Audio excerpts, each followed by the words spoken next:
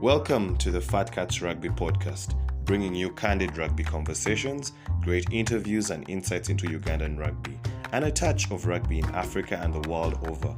Fat Cats Rugby podcast is a product of Fat Cats Media brand for all your audio-visual content needs and equipment hire. Hope you enjoy this episode. And of course, the month of July comes with very many good things. One of the good things that it is coming with is the Rugby Africa Cup, but also the fact that Fat Cats is back in the recording business. We want to tell the stories as much as possible, and with some pretty new content coming in and some pretty new equipment as well. I mean, the things that can let me do things like this, and I say all this stuff. For those that are listening, you know what I'm talking about. But yeah, very, very interesting. My name is Ruben Kihumuro. And this month has really been interesting. First of all, we had the triumph of the Rugby Africa Sevens in Mauritius, 2 weekends of epic action. And then now we are building up to the big one, the Rugby Africa 15s, that is going to be hosted here in Uganda at Nambole and at Wankulukuku. I have a very interesting guest with me in particular, a very, very big man. We have you know those guys at the function, the guest of honor, where they don't serve food until the person has arrived. That's what's happening in this particular regard. But Mr. Eric Malinga, brand manager, Nile Breweries, or Nile Special, which one in particular? I would go Nile Special. Nile Definitely. Special. Yes. All right. Before we get into so much, who is Eric Malinga? I mean, so many people may be seeing you around the sports circles, but not really knowing who you are. Okay, Eric Malinga is, first of all, a former basketball player. So I've been in sports for quite a while. Okay. I played basketball for close to 20 years, Okay. semi-professionally, and I also a finance major by profession, but I've been in advertising for a while. In advertising for a while. Yeah. Yeah, I know you have particularly worked with rugby, especially with Nile Special, but 2024, of course, the year opened with the Uganda Cup that Heathens won, and then, of course, the Rugby Championship recently concluded. I mean, so many changes happened, but it was such a success of a tournament, of course, again, driven by Nile Special and the Uganda Rugby Union and other stakeholders. Yeah. And yet again, Heathens winning that one. I mean, they are like the dictator in basketball, City Oilers. But what was your take so far? I mean, we have just done 6 months and July is the 7th. What has rugby looked like for you this year? This year it's been interesting, coming of course from the point of view of not only a fan but also as the brand itself. Yeah. Yes, the union changed the format of play, which was something new, but we still kept in there, of course, the campaign for rugby throughout the season, starting with the championship, and now of course moving into the Sevens, and now as well we have the Rugby Africa 15. I think it's interesting. It has kept us on our toes throughout. Yep. From a stakeholder's point of view, what were the biggest successes you think that came from the Rugby Championship? I think anything in, as long as we are getting results, the team is getting results. So it's a win-win either way. So for us, that's big. That's big. Of course, just taking you back a little bit, we were running a campaign called Raise Your Game, where we expected the teams and the players to step up their game. Yeah. And that is exactly what they gave us for the championship. You could see how it went down to the wire in the final. And that, for us, gives us the numbers we need. Yeah. Yes. Yeah, and ideally, when you talk about, of course, for the club games, it was Raise Your Game, and then for the national game, it's going to be Raise Our Game. How does that particularly tie into the fans, who are one of the biggest, of course, parts of the sport? The fans contribute, of course, the biggest to the sport. So us just making that tweak to Raise Our Game, we want the whole of the nation to be behind all of us. So it's not just about the team itself, but about the people behind the teams, the people who are supporting the teams, and the brand itself. So it's a collective effort from all of us. Yeah, okay. I think before we get into the nitty-gritties of the Rugby Africa Cup, Of course, Nile Special is very, very much involved in sport in Uganda as a general. It is, of course, with its other sister brands, Nile Special having Castle Light in the basketball league, and then Nile Special being directly involved with the football league. Benchmarking of those different particular sports and their particular communities, how does rugby compare to football and basketball in this regard, especially with this year? Okay. So, of course, in comparison to the other sports, so for a long time, we've been in football for quite a while. And, you know, I would regard, of course, football as the #1 sport definitely. here in Uganda. So we've been in football. Of course, we've seen and we all know where the team is at this point. Rugby has given us incentive to keep giving to rugby. As in the growth has been tremendous, and I think because of the structures that they have in place, it has ensured that we keep staying or keep within the partnering with the rugby and also partnering with the union. So for us, it's a no-brainer. As long as we have structures in place, I mean, I've seen and I've noticed a lot of grassroots rugby happening because without the grassroots, you wouldn't have what we have now. So Nile Special is a brand that celebrates Ugandan greatness. How big or how small, it doesn't matter. That's why you'll find we are moving in all those various disciplines. And of course, we are trying to, of course, take the brand to another level using still these sports disciplines. You mentioned football and rugby. There's also pool where we're also greatly involved.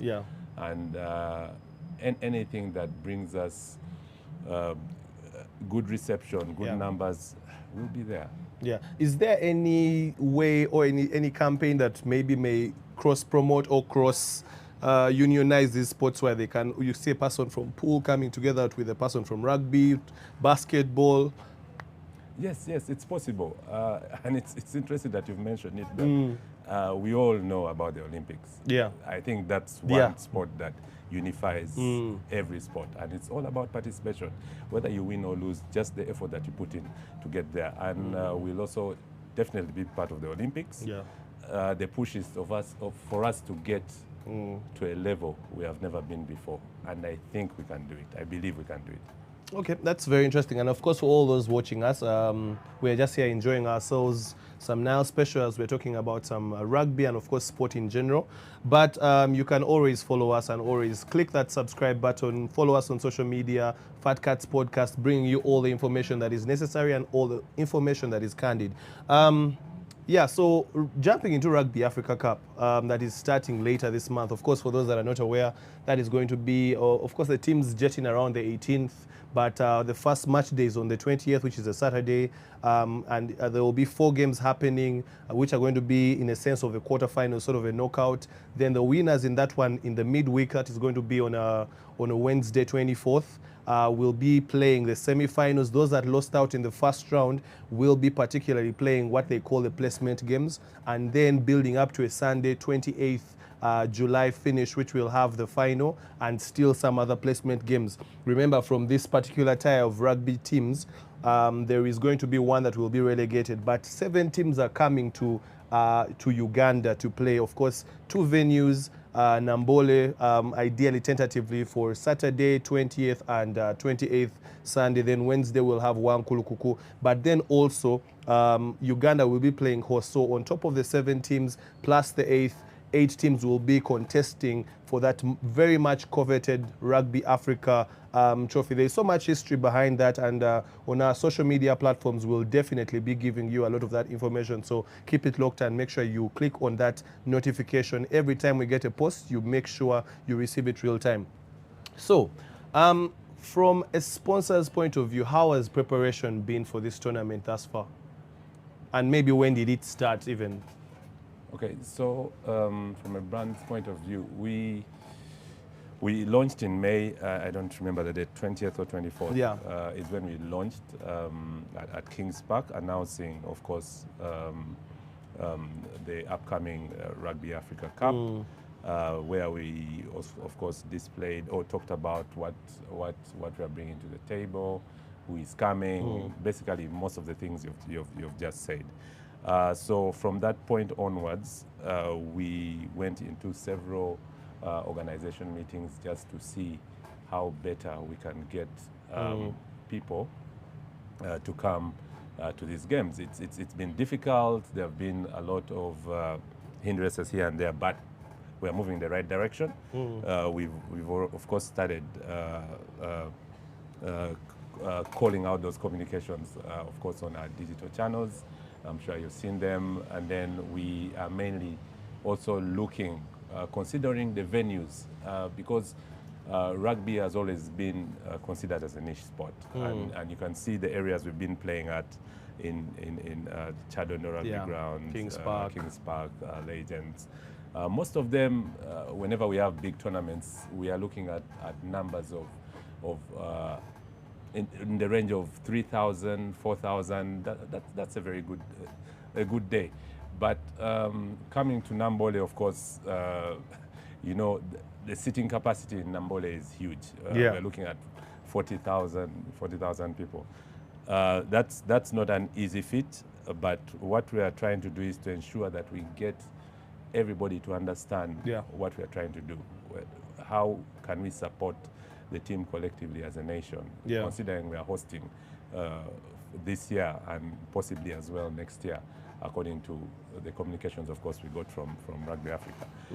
So it's a tremendous task, but it's something I think we can pull off, considering where we have moved from in rugby, from way 2011 to now. You can't compare what has happened. So I think unless you do it, you can never know if it can be done. So as a sponsor, it's tough, but I mean, when the going gets tough, the tough get going. You talked about particularly the transition from venues that host about 3,000 to 4,000 and maybe 5,000 on a good day to wanting to go to places that host like 40K, like Nambole.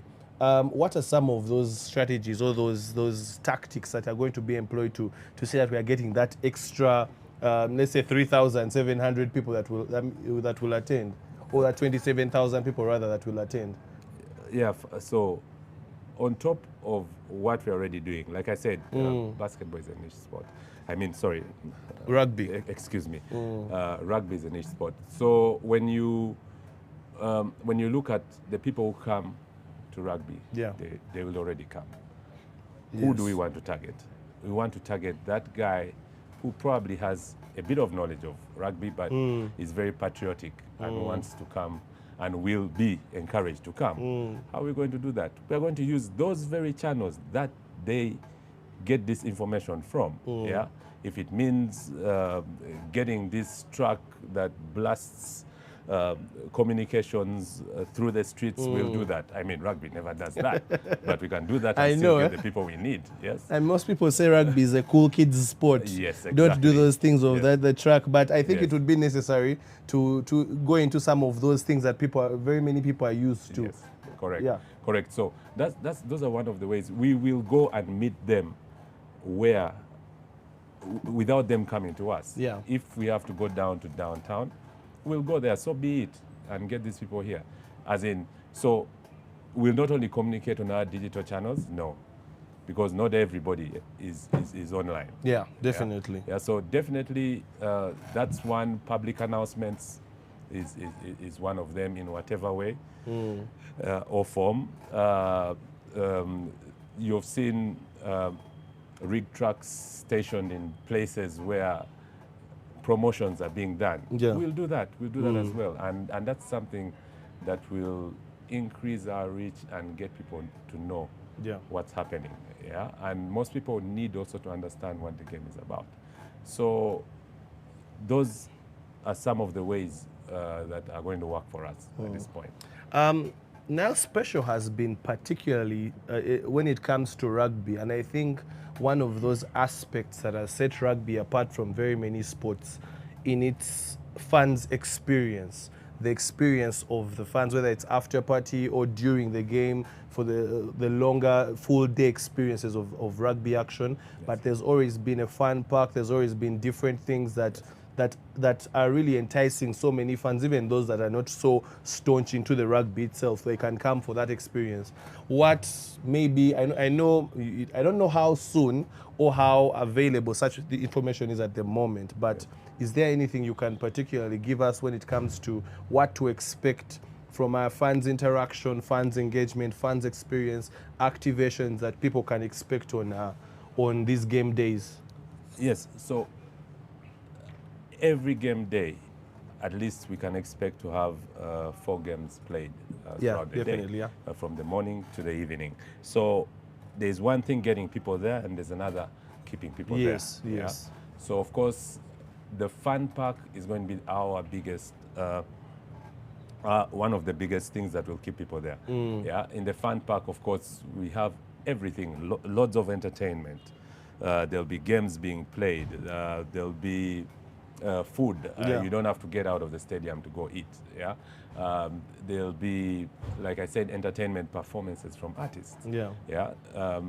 At least the local artists that we love and we know. And of course, like I told you earlier on, that's what Nile Special is. We celebrate Ugandan greatness, and we look at those Ugandans who people appeal to, and those are the people that we shall also use to draw crowds as an additional way of getting people to the stadium.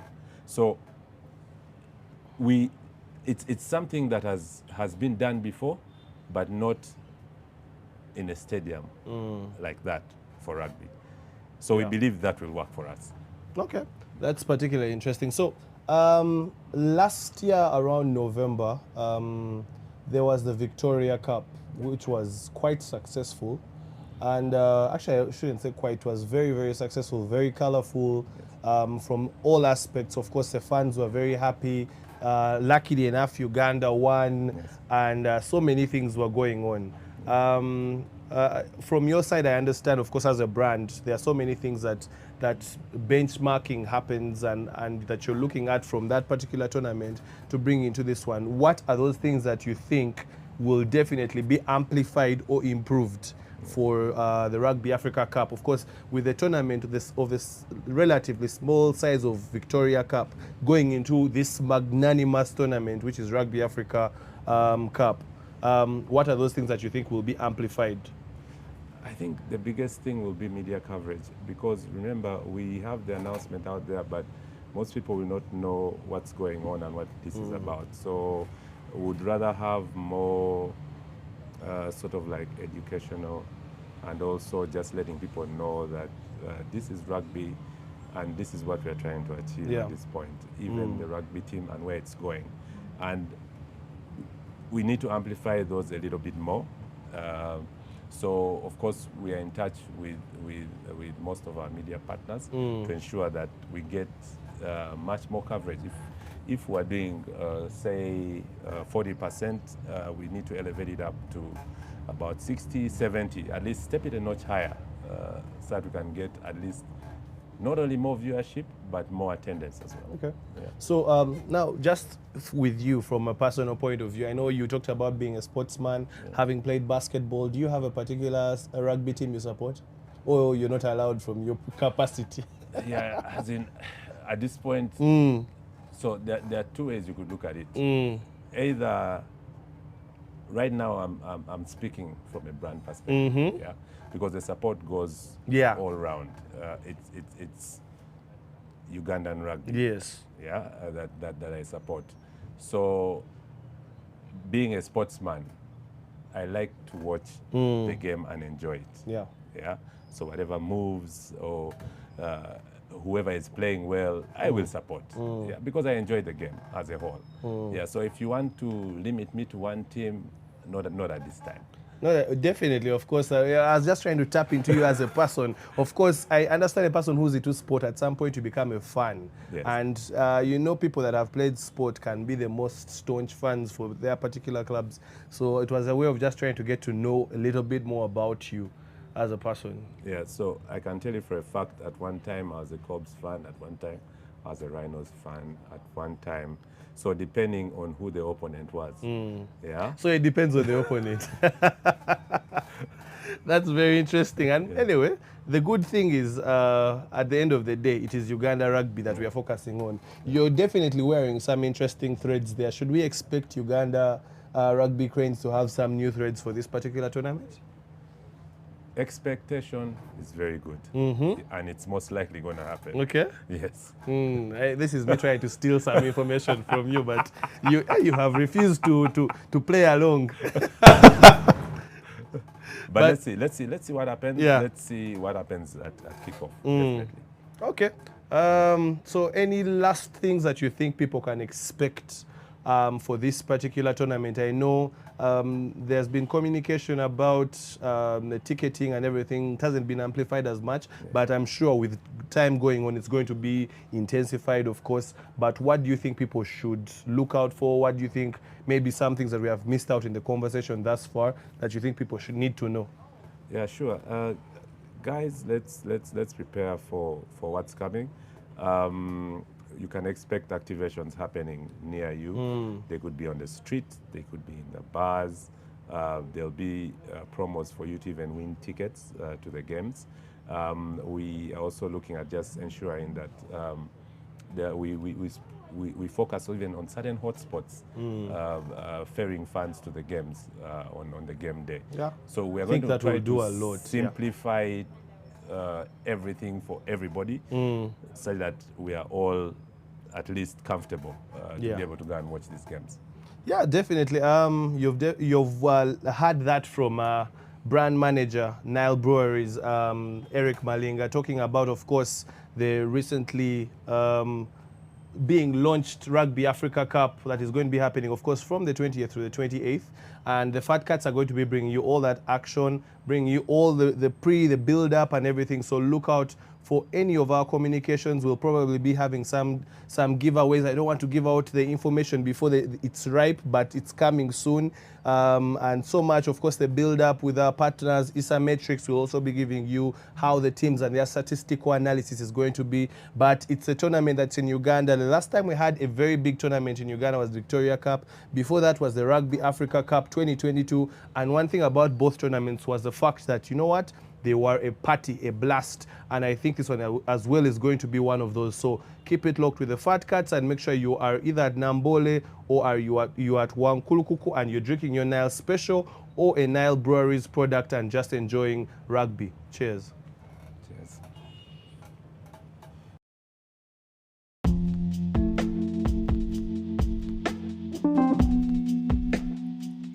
Thanks for listening in. Share with us your thoughts from today's episode, and don't forget to follow us on Facebook, Instagram, Twitter, and subscribe to our YouTube channel.